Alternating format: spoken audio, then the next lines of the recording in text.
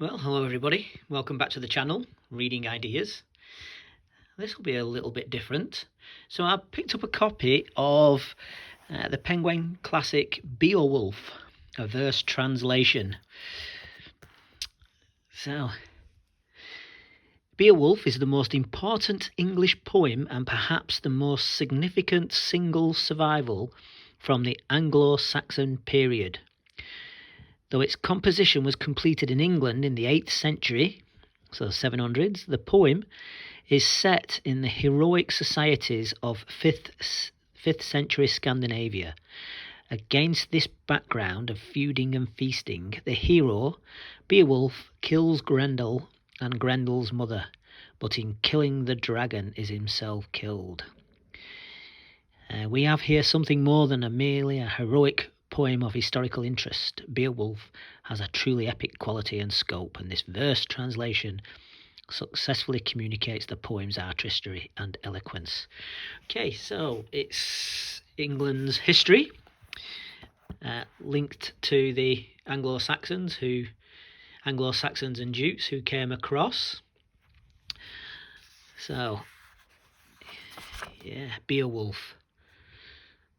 Yeah, so that's the poem, but it says it was completed in England in the 8th century. Now, the 700s from Scandinavia. Now, I do metal detecting in the northwest of England, and I have had an incredible find.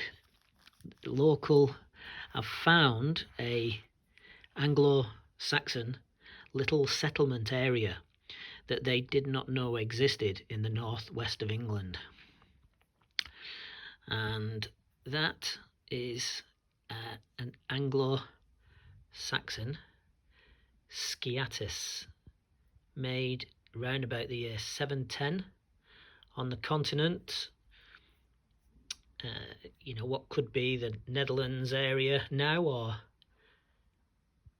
yeah. So it's called the Porcupine Skeet. So I think it's based on the design of a Roman coin. So that's from 710. So that's not supposed to be anywhere near this area.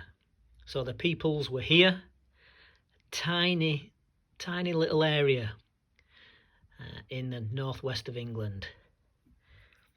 Look at that. So that's an Anglo-Saxon sciatus. Oops. Trying to look at it. So it's about time I read a bit of Beowulf, I think. So there were other finds on the site, other coins. So these are Styker, Northumbrian Styker. Now it says, yes, does it say it on here? I think it says it inside about Northumbria. And yeah, that's a Styker. So the site was probably occupied in the late 800s. So you can see the Christian cross there, and the lettering of the king or the moneyer, the person who made it. So that's a Styker. Here's another little Styker. They're absolutely tiny and difficult to find. I've got about 8 coins. I'll just show 4. So you can see the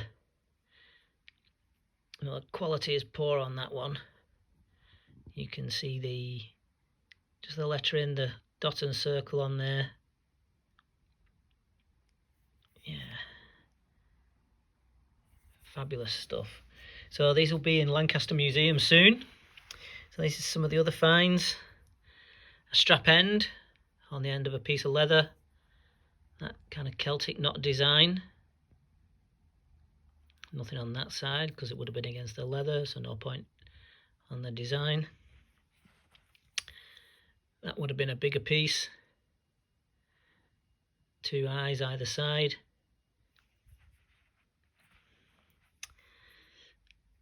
That's an Anglo-Saxon pinhead that a lady would have worn in her hair. Maybe the men would have done, but I don't know.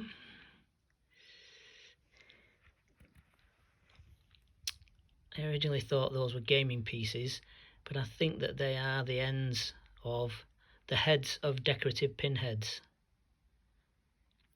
That one's silver, I believe. And obviously they were living there for a bit. I think that's a spindle whorl, so that'd be on the end of a stick. You'd spin the stick and it would pull across a thread, because of course they had to make their own clothes. No nipping down to Marks and Spencer's or Walmart. There's lots of those fishing weights there. I think they're fishing weights. Lots of those, so maybe they were making them to trade with their other local communities. I assume that is for maybe a fishing wire or twine to be put around. But yeah, so lots of interesting finds.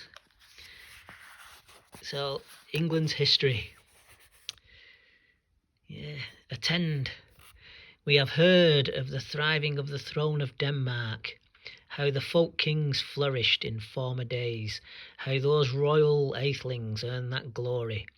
Was it not skilled Scheffing who shook the halls, took mead benches, taught encroaching foes to fear him, who found in childhood lacked clothing, yet he lived and prospered, grew in strength and stature under the heavens, until the clans settled in the sea coast neighbouring over the Whale Road, all must obey him and give tribute.